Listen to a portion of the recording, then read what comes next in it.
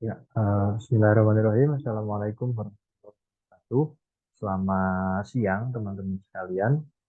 Jumpa lagi dengan saya, Abi Budi Setiawan. Pada kesempatan hari ini, kita akan mendiskusikan bersama ya tentang model dan kurva ISLM ya. Jadi memang dalam bahasan makroekonomi, kurva IS dan kurva LM ini menjadi salah satu bahasan yang penting mengingat kebijakan fiskal, moneter, kemudian agregat demand itu diturunkan dari kurva IS dan LM. Nah, yang akan kita pelajari adalah model ISLM dari Hicks dan Hansen ya. Gitu. Jadi nanti kita akan melihat bagaimana integrasi antara pasar barang dan pasar uang. Seperti yang kita ketahui bahwa IS atau investment and saving itu adalah refleksi dari aktivitas di pasar barang. Kemudian kalau LM itu liquidity and money itu adalah representasi dari aktivitas di pasar uang gitu. Nah, kalau kita akan mulai pertama dengan menderivasi bagaimana kurva IS itu dibentuk atau bagaimana aktivitas di pasar barang itu bisa dijelaskan dengan menggunakan fenomena kurva IS gitu.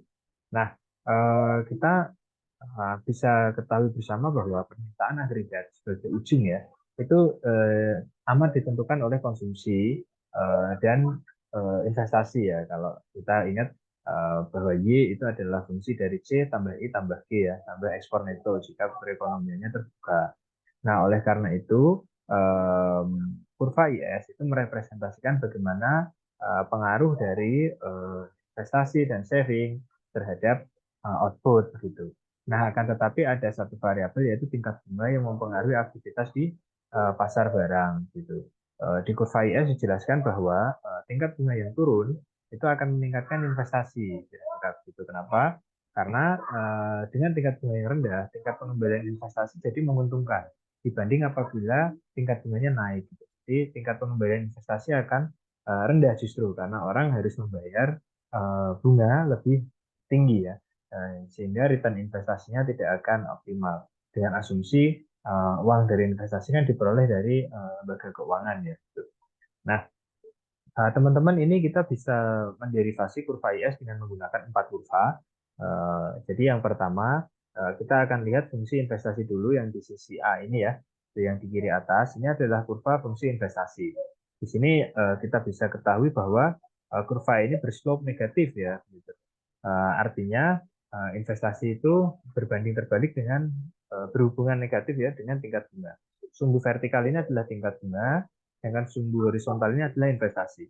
Di sini teman-teman bisa lihat bahwa ketika tingkat bunga itu sebesar R1, maka investasi akan sebesar I1.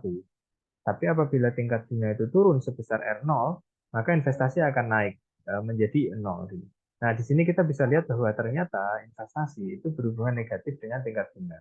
Sehingga investasi ini adalah fungsi dari bunga ya, gitu.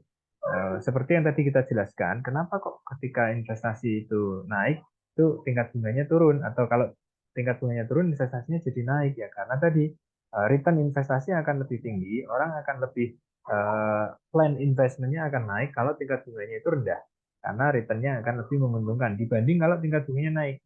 Misalnya tingkat bunga dari R0 ke R1, maka investasinya akan turun dari I0 ke I1 karena plan investmentnya itu akan turun disebabkan karena return dari investasi akan menurun akibat dari orang harus membayar bunga lebih tinggi ketika dia meminjam untuk investasi. Gitu. Nah, dari situ kemudian kita akan pindah ke bawahnya ya. Gitu. Jadi pada kiri bawah ini adalah kurva saving investment equality. Gitu. Jadi fungsi saving dan investment. Gitu. Nah, di sini sumbu horizontalnya tetap investasi, kemudian sumbu vertikalnya adalah tabungan. Teman-teman bisa lihat di sini fungsi antara saving dan investment itu positif, di mana I sama dengan S. Gitu ya. Jadi kalau investasinya ini saya turunkan di sini, dari I1 turun ke sini, maka pada saat investasi I1, maka saving itu adalah sebesar S1. Akan tetapi pada saat tingkat bunganya turun ya, teman-teman di sini, I-nya kan I0 ya naik ya. Nah, ketika saya turunkan di sini, ketika I-nya adalah I0, savingnya itu naik ya. Jadi savingnya itu juga tinggi S0. Gitu. Jadi di sini saving dan investasi itu berhubungan positif. Gitu. Semakin tinggi saving, maka investasi juga akan semakin tinggi. Kenapa? Karena asumsinya uang yang diinvestasikan itu kan datang dari tabungan, begitu kan. Jadi semakin banyak uang yang dihimpun dalam bentuk tabungan, maka akan semakin banyak juga uang yang disalurkan dalam bentuk investasi, begitu teman-teman ya. Sehingga I sama dengan S, gitu. Nah dari situ kita akan bisa berpindah ke kurva yang ketiga ya, gitu, saving function, gitu di sebelah kanan bawah ini. Nah, di sini saya akan ambil savingnya, S-nya gantian ya, dari S0 gitu.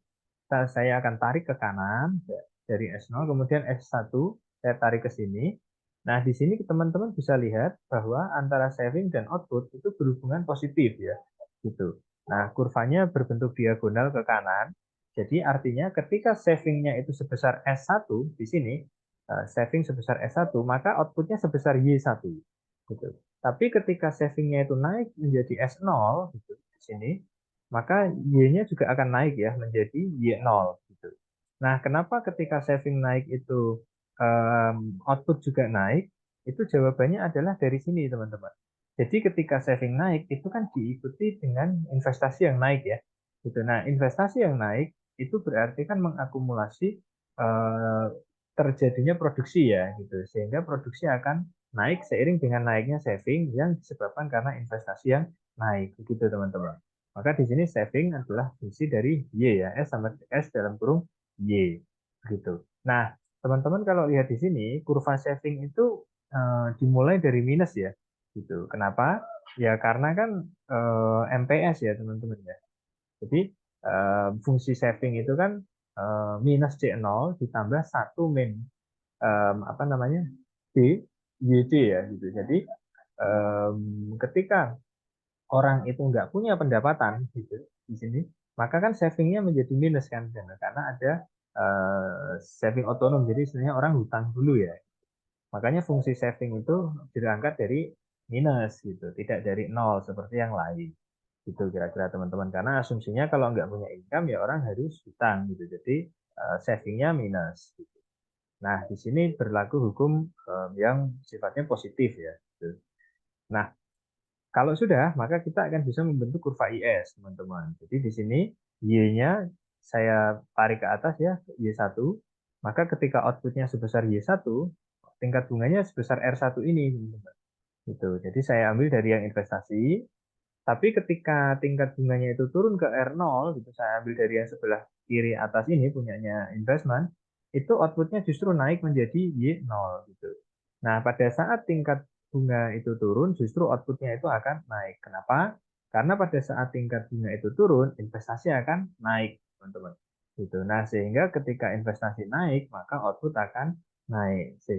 Oleh karenanya, pada kurva IS itu tingkat bunga itu berpengaruh negatif terhadap output pada pasar barang gitu ya sehingga di pasar barang ketika kita akan meningkatkan output maka tingkat bunga real itu harus diturunkan gitu. Nah ini bagaimana kurva IS itu dibentuk ya. Jadi ini penjelasannya yang kita awali dari fungsi investasi, kemudian yang kedua adalah fungsi investasi dan saving, kemudian fungsi ketiga adalah fungsi saving dengan pendapatan ya. Itu kemudian yang keempat adalah kurva IS dibentuk. Nah, itu tadi di pasar barang ya teman-teman ya. Gitu. Kita juga bisa menderivasi kurva IS dengan menggunakan tiga kurva teman-teman ya. Atau dalam hal ini kita menggunakan Keynesian cross gitu. Nah, kalau menggunakan Keynesian cross, maka cukup dengan menggunakan tiga kurva saja, tiga kurva investasi dan saving. Tapi kita bisa berangkat dari fungsi investasi di sini. Gitu. Sama ya tadi, jadi fungsi investasi kan berbanding terbalik dengan tingkat bunga ya. Jadi pada saat tingkat bunganya tinggi, investasinya rendah, dan pada saat tingkat bunganya turun, investasinya naik. Jadi dalam kurung R gitu ya. Nah, di sini analoginya adalah semisal tingkat bunganya itu naik ya gitu. Nah, apabila tingkat bunganya itu naik, maka garisnya bergeser ya. Maaf, bukan garis, tapi titiknya berpindah ya dari biru ke merah. Gitu. Tingkat bunga yang naik menyebabkan investasi kan turun ya teman-teman. Gitu. Nah, setelah investasi turun, maka awalnya kita akan pindah ke kurva yang kedua yaitu Keynesian cross. Keynesian cross itu adalah perpotongan antara pengeluaran aktual dengan pengeluaran yang direncanakan. Gitu. Nah, pada Keynesian cross, sumbu vertikal itu adalah pengeluaran atau expenditure, pada sumbu horizontal adalah pendapatan.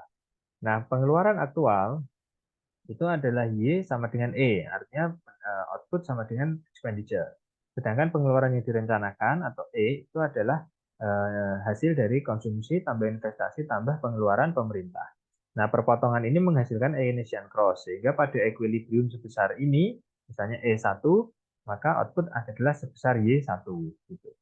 Nah, sekarang kita akan lihat di sini terjadi peningkatan tingkat suku bunga. Gitu. Nah, peningkatan tingkat suku bunga menyebabkan titik bergeser pada fungsi investasi dari biru ke merah yang menyebabkan investasi turun, teman-teman. Nah, ketika investasi turun, maka itu diikuti dengan pengeluaran yang direncanakan juga turun kan? Kenapa? Karena I mengalami penurunan ya, teman-teman ya. Gitu. Investasi mengalami penurunan yang berdampak pada equilibrium yang turun kan? Gitu. Sehingga pengeluaran yang direncanakan bergeser ke bawah ya, gitu, dari biru ke merah. Gitu. Nah, di sini teman-teman bisa melihat output itu mengalami penurunan ya, gitu. Dari yang awalnya di sini di Y1 menjadi Y0 gitu misalnya, dan equilibrium turun. Gitu. Nah, apa dampaknya? Nah, kita bisa melihat bentuk kurva IS sekarang. Gitu. Jadi tingkat bunga yang naik itu akan menurunkan output ya. Gitu. Kenapa? Karena tingkat bunga yang naik akan menurunkan plan expenditure ya, pengeluaran yang direncanakan dalam hal ini investasi. Dan itu akan menurunkan output. Gitu.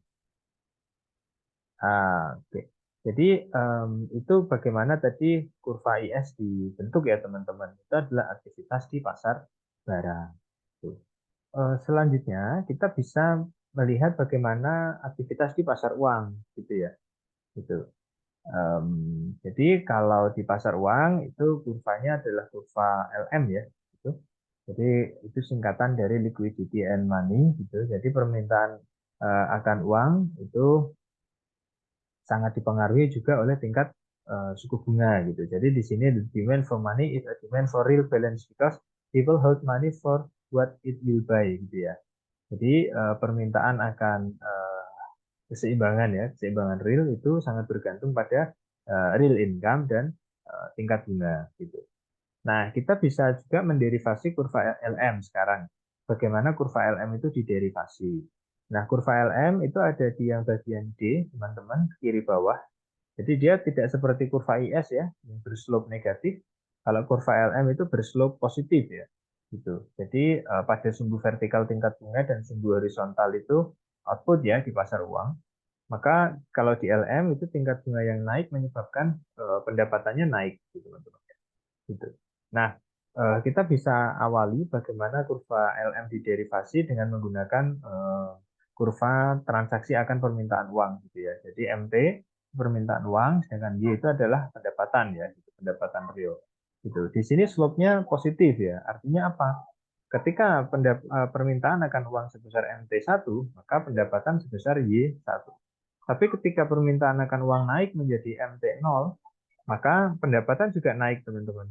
Jadi permintaan akan uang itu merepresentasikan bahwa pendapatan itu akan naik, gitu. Sehingga fungsinya MT sama dengan KPY. Gitu. Jadi MT adalah fungsi dari pendapatan. Nah, dari sini kita akan berpindah ke kurva yang kanan, gitu. Di sini adalah kurva antara money demand dan money supply, kayak gitu ya. Gitu. Jadi di money demand dan money supply berlaku hukum sebaliknya ya, negatif. Jadi ketika kalau di sini ketika money demand itu tinggi, money supply-nya itu rendah, gitu ya. Ketika MT 0 gitu, maka MS-nya itu MS0 kayak gitu. Dan ketika money demand-nya itu turun ya money supply-nya akan naik kayak gitu. Jadi ada hubungan yang berkebalikan antara money demand dan money supply gitu.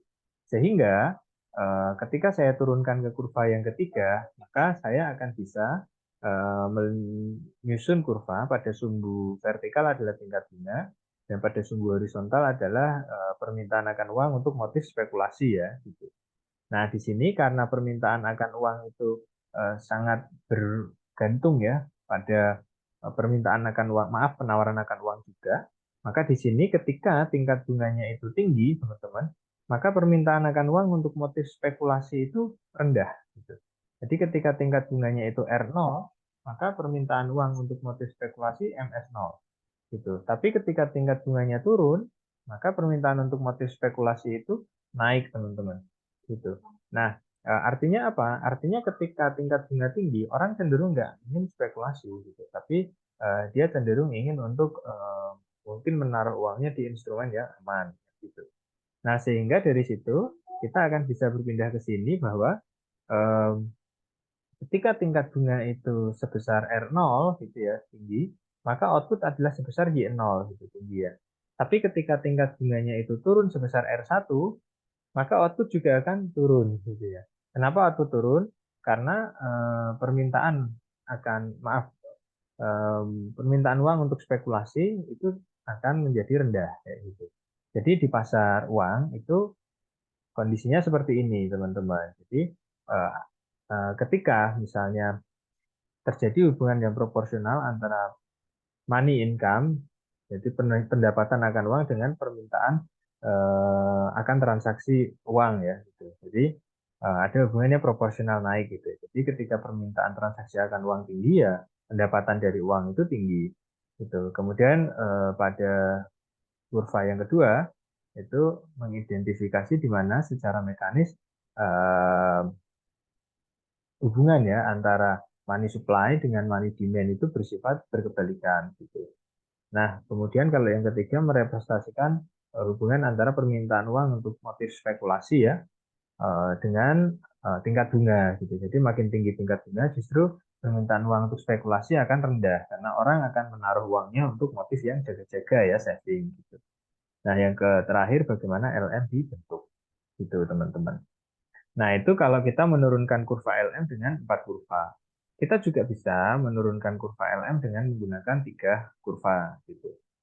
Nah, di sini misalnya kita bisa lihat, nah ini adalah penawaran dan permintaan akan uang. Gitu. Jadi kalau kita menurunkan kurva LM dengan 2 kurva nih, misalnya nih teman-teman, kita berangkat dari kurva penawaran akan uang ya, M per P gitu ya. Nah, penawaran akan uang itu kan bentuknya inelastis sempurna ya gitu. Artinya pada tingkat uang bunga berapapun, penawaran uang akan cenderung sama. Nah, pada satu kurva lain itu adalah kurva permintaan akan uang, di mana permintaan akan uang itu adalah fungsi dari tingkat suku bunga dan pendapatan ya, R dan Y gitu. Nah, teman-teman bisa lihat apabila penawaran akan uang itu berkurang, itu akan menyebabkan tingkat suku bunga naik ya, teman-teman ya gitu. Dan keseimbangan uang real akan turun ya dari M per P ke yang di sini, M per P yang di kiri gitu. Nah, lantas apa yang terjadi? Kita bisa menderivasi kurva IS, maaf LM. Nah, di sini pada sumbu vertikal adalah tingkat suku bunga dan sumbu horizontal adalah keseimbangan uang real. Nah, kita bisa lihat penawaran akan uang money supply itu sebesar M per P. Itu kemudian permintaan akan uang itu adalah L yang di pertama yang di bawah. Gitu. Peningkatan tingkat suku bunga itu akan menyebabkan peningkatan pada permintaan akan uang. Gitu. Jadi L-nya naik ya, gitu. Itu akan menyebabkan tingkat suku bunga naik, gitu. Nah, berarti kalau sekarang saya bisa geser bahwa peningkatan tingkat suku bunga akan menyebabkan pendapatan itu naik ya, pendapatan akan uang. Seiring dengan naiknya permintaan akan uang, kayak gitu teman-teman.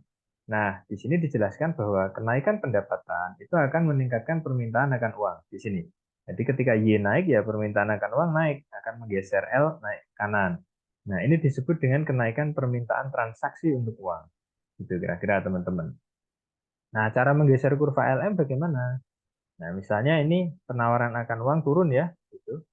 Ya, dari M per P ke M per P aksen, gitu ya. Sehingga menyebabkan tingkat bunga naik. Tingkat bunga yang naik akan menggeser kurva LM ke kiri ya, gitu ya. Nah, di sini. Ini dijelaskan bahwa kontraksi pada jumlah uang yang beredar, artinya penawaran uang yang turun, itu akan menyebabkan tingkat bunga naik ya. Gitu. Kenapa? Ya kan karena jumlah uang yang beredar berkurang kan.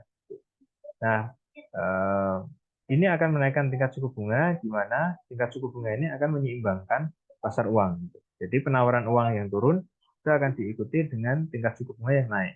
Kenapa? Karena dengan tingkat suku bunga yang naik itu akan membuat di sini orang itu memegang jumlah keseimbangan itu lebih kecil. Gitu. Jadi gampangnya ketika tingkat suku bunga naik, maka orang akan cenderung untuk nggak mau megang uang kayak gitu ya. Nah, ini akan menyebabkan penurunan jumlah uang yang beredar. Tingkat bunga yang naik kan membuat kita jadi lebih memilih untuk nggak megang uang kan, gitu, untuk naruh uangnya di tabungan aja. Nah, tadi adalah bagaimana kurva LM digeser ya, maaf dibentuk. Nah, kemudian kita akan sampai pada bagaimana keseimbangan di pasar uang dan pasar barang. Jadi keseimbangan di pasar uang dan pasar barang itu terjadi ketika kurva IS dan LM bertemu. Artinya output di pasar barang itu akan sama dengan output di pasar uang. Gitu. Nah, di sini keseimbangan terjadi pada tingkat bunga sebesar R2 dan pendapatan nasional sebesar Y2. Di mana ini adalah titik perpotongan antara kurva IS dan kurva LM kayak gitu ya teman-teman. Gitu. Nah, kita juga akan bisa melihat berarti kan kebijakan moneter itu akan menggeser kurva LM ya teman-teman ya. Karena dia akan menggeser pasar uang gitu. Menyebabkan pergerakan atau pergeseran di pasar uang. Sedangkan kebijakan fiskal dia akan menggeser kurva IS ya teman-teman ya. Nah, di sini teman-teman bisa dilihat apabila kita memberlakukan kebijakan moneter yang ekspansif, itu berarti akan menggeser kurva LM ke kanan ya. Nah, keseimbangan awalnya di E dengan tingkat bunga awal R1 dengan output sebesar Y1 pendapatan nasional. Kebijakan moneter yang ekspansif akan menyebabkan kurva LM bergeser ke kanan. Hal ini akan menurunkan tingkat suku bunga, teman-teman. Itu. Dan dampaknya apa? Output akan naik. Pendapatan nasional naik karena ekspansi moneter dan tingkat suku bunga itu akan turun karena ekspansi moneter itu kan menyebabkan jumlah uang beredar naik. Nah, itu kan diperoleh dengan cara menurunkan tingkat suku bunga gitu. Nah, lantas kalau kebijakan moneter kontraktif bagaimana? Kalau kebijakan moneter kontraktif artinya kita menggeser LM ke kiri. Efeknya tingkat suku bunga akan naik ya teman-teman. Kenapa? Karena moneter kontraktif biasanya dilakukan untuk membuat jumlah uang yang beredar itu berkurang. Itu akan menaikkan tingkat suku bunga, tapi efeknya pendapatan nasional akan turun. Itu ya teman-teman ya bagaimana kegiatan di pasar uang. Gitu. Nah, lantas kalau ini kebijakan fiskal ya, yang ekspansif dan kontraktif itu efeknya bagaimana gitu. Nah, di sini kita bisa jelaskan kalau kebijakan yang kita pilih adalah fiskal berarti kita akan menggeser kurva IS ya. Artinya kita akan berharap ada perubahan di pasar barang gitu. Nah, misalnya keseimbangan awalnya di E gitu. Ketika pemerintah memberlakukan kebijakan fiskal ekspansif dengan instrumen fiskal ya, misalnya menaikkan pengeluaran pemerintah begitu, itu akan menyebabkan kurva IS geser ke kanan. Apa dampaknya? Tingkat bunganya naik karena jumlah uang beredar kan bertambah ya. Lantas, apa yang terjadi? Pendapatan nasional naik juga ya, karena ada keseimbangan baru dari E ke B. Gitu. Sehingga pendapatan nasional akan naik ke Y2. Gitu. Nah, dari E ke B ini, teman-teman kalau bisa dilihat, ada semacam jeda ya, gitu, antara titik B, titik keseimbangan ini, gitu ya, dengan titik K gitu. Titik K adalah titik di mana kurva IS yang baru itu berada gitu. Jadi pada kondisi tingkat bunga yang lama gitu ya di sini pada R1. Nah, di sini teman-teman bisa melihat ada sela ya antara C dan K gitu ya. Nah, sela itu kita sebut dengan crowding out effect gitu. Crowding out effect itu apa? Crowding out effect itu adalah efek dari kegiatan ekspansi fiskal, dalam hal ini pengeluaran pemerintah, yang ternyata tidak berdampak terhadap output. Gitu. Jadi gampangnya, ketika pemerintah melakukan ekspansi fiskal sejumlah tertentu begitu ya, misalnya pemerintah menambah G sejumlah 100 begitu. Nah, harusnya kan Y-nya itu gesernya ke Y3 gitu, ada garis virtual Y3. Tapi kenyataan Y-nya hanya berubah ke Y2 gitu. Nah, berarti kan ada gampangnya pengeluaran pemerintah yang nggak efektif ya, atau yang nggak bisa mendorong Y sejumlah yang seharusnya. Nah, itu disebut dengan crowding out gitu. Jadi ekspansi fiskalnya itu ada yang sia-sia lah. Gitu. Nah, ini kita sebut dengan crowding out effect gitu ya. Nah, tapi kalau misalnya kita memperlakukan kebijakan fiskal yang ini yang ekspansif ya gitu. Nah, di sini adalah efek dari pemotongan pajak ya, di mana kalau pajak dipotong kan akan meningkatkan eh, apa namanya insentif fiskal ya gitu. Nah, Itu kira-kira ya teman-teman yang bisa saya sampaikan. Kalau ini kita mungkin akan bisa melihat dampak ya, dampak kebijakan fiskal dan moneter ya, itu terhadap perekonomian dengan asumsi bahwa perekonomian itu berjalan tertutup gitu. Nah, di sini misalnya pemerintah melakukan kebijakan fiskal, maka efeknya adalah tingkat bunganya naik ya, gitu. Nah, ini akan menggeser AD. Gitu. Nah, saya rasa ini nanti akan kita bahas pada pertemuan berikutnya. Gitu. Mungkin itu yang bisa saya sampaikan teman-teman. Sampai ketemu lagi di diskusi berikutnya. Semoga bermanfaat videonya. Terima kasih. Assalamualaikum warahmatullahi wabarakatuh. Shalom dan salam sejahtera untuk kita semua.